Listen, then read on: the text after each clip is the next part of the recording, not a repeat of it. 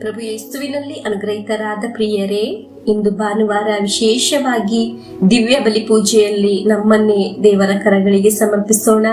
ನಮ್ಮ ಸಾಲವನ್ನು, ನಮ್ಮ ರೋಗವನ್ನು, ನಮ್ಮ ಕಷ್ಟ ಸಂಕಟಗಳನ್ನು, ನಮ್ಮ ನೋವನ್ನು, ನಮ್ಮ ಮಕ್ಕಳನ್ನು, ನಮ್ಮ ಮಕ್ಕಳ ವಿದ್ಯಾಭ್ಯಾಸವನ್ನು, ಪರೀಕ್ಷೆ ಬರೆಯುತ್ತಿರುವ ಎಲ್ಲಾ ಮಕ್ಕಳನ್ನು ದೇವರ ಕರಗಳಿಗೆ ಸಮರ್ಪಿಸಿ ಪ್ರಾರ್ಥಿಸೋಣ. ಪ್ರಿಯರೇ, ದೇವರ ವಾಕ್ಯ ಆಲಿಸಿ ಪ್ರತಿನಿತ್ಯ ದೇವರ ಕರಗಳಲ್ಲಿ ನಮ್ಮ ಜೀವನವನ್ನು, ಜೀವನದ ನಿರೀಕ್ಷೆಗಳನ್ನು, ನಮ್ಮ ಕನಸನ್ನು ದೇವರ ಕರಗಳಿಗೆ ಸಮರ್ಪಿಸಿ ಪ್ರತಿನಿತ್ಯ ಪ್ರಾರ್ಥನೆಯಿಂದ ಆರಂಭಿಸುವುದು ಅತಿ ಅಮೂಲ್ಯವಾದ ಒಂದು ಕಾರ್ಯವಾಗಿದೆ. ಕಾರಣ, ನಾವು ಮುಂಜಾನೆ ಎದ್ದು ನಮ್ಮದೇ ಆದ ಕಾರ್ಯಗಳನ್ನು ಮಾಡುವ ಮುಂಚೆ ದೈವಿಕ ಕಾರ್ಯಗಳಲ್ಲಿ ಆರಂಭಿಸಿ ಪ್ರಾರ್ಥನೆಯಿಂದ ನಮ್ಮ ಕಾರ್ಯವನ್ನು ಮಾಡುವಾಗ ನಮಗೆ ಬೇಕಾದ ಅವಶ್ಯಕತೆಗಳನ್ನು ಎಲ್ಲ ದೇವರು ಅನುಗ್ರಹಿಸುತ್ತಾರೆ. ಆಮೇನ್. ಪ್ರತಿನಿತ್ಯ ಆಲಿಸುವ ವಾಕ್ಯದೊಂದಿಗೆ ಜೀವನದಲ್ಲಿ ದೇವರು ನಮಗೆ ಅದನ್ನೆಲ್ಲ ನೀಡುತ್ತಾರೆ. ದೇವರ ಸಂಬಂಧದಲ್ಲಿ ನಾವು ಒಂದು ಕಾರ್ಯವನ್ನು ಮಾಡುವಾಗ ಅದು ಫಲ ನೀಡುತ್ತದೆ. ದೇವರ ಸಂಬಂಧದಲ್ಲಿ, ಪವಿತ್ರಾತ್ಮರ ಐಕ್ಯತೆಯಲ್ಲಿ, ದೇವರ ವಾಕ್ಯದಲ್ಲಿ ವಿಶ್ವಾಸಿಸಿ ನಾವೊಂದು ಕಾರ್ಯವನ್ನು ಬೇಡುವಾಗ ದೇವರು ಅದನ್ನು ಸಾಧಿಸಿಕೊಡುತ್ತಾರೆ. ದೇವರ ಸಹಾಯ ನಮಗೆ ಲಭಿಸುತ್ತದೆ. ಡೈಲಿ ಬ್ಲೆಸ್ಸಿಂಗ್ ಭಾಗವಾಗಿ ಒಂದೇ ಕುಟುಂಬದ ಅಂಗವಾಗಿ ನಿಲ್ಲುವ ನಮ್ಮೆಲ್ಲರನ್ನು ಪ್ರಭುವಿನ ಕರಗಳಿಗೆ ಸಮರ್ಪಿಸಿ ಪ್ರಾರ್ಥಿಸುತ್ತೇನೆ. ಇಂದಿನ ದೇವರ ವಾಕ್ಯದಲ್ಲಿ ಇರುವ ಎಲ್ಲ ಅನುಗ್ರಹ ನಮ್ಮ ಜೀವನದಲ್ಲಿ ಇಳಿದು ಬರುತ್ತದೆ ಎಂದು ವಿಶ್ವಾಸಿಸಿ ಪ್ರಭುವಿನ ವಾಕ್ಯವನ್ನು ಆಲಿಸೋಣ.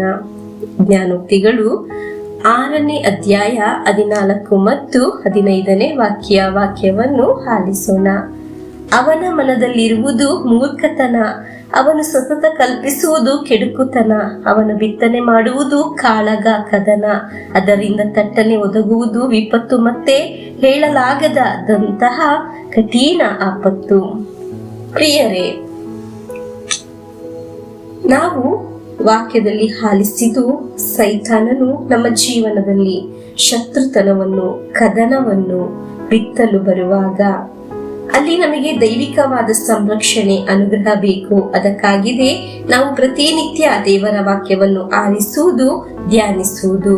ನಾವು ಕುಗ್ಗಿ ಹೋಗದೇ ಇರಲು ಪ್ರತಿನಿತ್ಯ ದೇವರಲ್ಲಿ ಆಶ್ರಯಿಸಿ ನಮ್ಮ ಮನೆಯನ್ನು, ನಮ್ಮ ಜೀವನವನ್ನು, ನಮ್ಮ ಎಲ್ಲಾ ಕಾರ್ಯಗಳನ್ನು ದೇವರ ಕರಗಳಿಗೆ ಸಮರ್ಪಿಸಿ ಪ್ರಾರ್ಥಿಸೋಣ.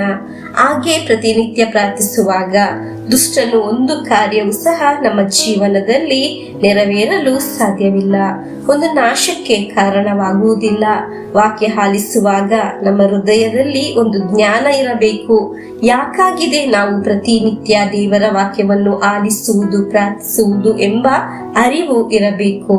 ನಮಗೆ ಪ್ರಾರ್ಥಿಸಿ ನಮ್ಮ ಜೀವನವನ್ನು, ನಮ್ಮ ಕುಟುಂಬವನ್ನು, ನಮ್ಮ ಆರೋಗ್ಯವನ್ನು, ನಮ್ಮ ವರಮಾನ ಮಾರ್ಗವನ್ನು ಎಲ್ಲವನ್ನು ರಕ್ಷಿಸಿರಿ ಎಂದು ದೇವರ ಕರಗಳಲ್ಲಿ ಸಮರ್ಪಿಸಿ ಪ್ರಾರ್ಥಿಸಬೇಕು. ದೇವರೇ, ಪ್ರತಿನಿತ್ಯವೂ ದುಷ್ಟರ ಎಲ್ಲ ಬಲೆಗಳಿಂದ ನಮ್ಮನ್ನು ರಕ್ಷಿಸಿರಿ. ಪ್ರತಿನಿತ್ಯವೂ ಎಲ್ಲ ಅನುಗ್ರಹ ನಮಗೆ ನೀಡಬೇಕು. ನಿಮ್ಮ ಸಂರಕ್ಷಣೆ ಪ್ರತಿನಿತ್ಯ ನಮ್ಮ ಜೊತೆ ಬೇಕು. ನಿಮ್ಮ ವಾಕ್ಯವನ್ನು ವಿಶ್ವಾಸಿಸಿ ಪ್ರಾರ್ಥಿಸುತ್ತೇನೆ. ಇಂದು ಆಲಿಸಿದ ದೇವರ ವಾಕ್ಯದಲ್ಲಿ ಪ್ರಭು ಯೇಸುವಿನ ಆಶೀರ್ವಾದವನ್ನು ನಮಗೆ ಸ್ವೀಕರಿಸೋಣ. ಆಮೇನ್. ನಮ್ಮೇ ಪ್ರಭು ಯೇಸು ಕ್ರಿಸ್ತರ ವರಪ್ರಸಾದವು, ದೇವರ ಪ್ರೀತಿಯು, ಪವಿತ್ರಾತ್ಮರ ಅನ್ಯೋನ್ಯತೆಯು ನಿಮ್ಮೊಡನ ಇರಲಿ. ರೋಗದಿಂದ, ಅಪಘಾತದಿಂದ, ವಂಚನೆಯಿಂದ, ನಿರಾಶೆಯಿಂದ ಸ್ವರ್ಗದ ದೇವರು ನಿಮ್ಮನ್ನು ಅದ್ಭುತವಾಗಿ ಸಂರಕ್ಷಿಸಲಿ. ದೀರ್ಘಾಯುಸ್ಸು, ಆರೋಗ್ಯ, ಸಮಾಧಾನ, ಸಂತೋಷ ಉಂಟಾಗಲಿ.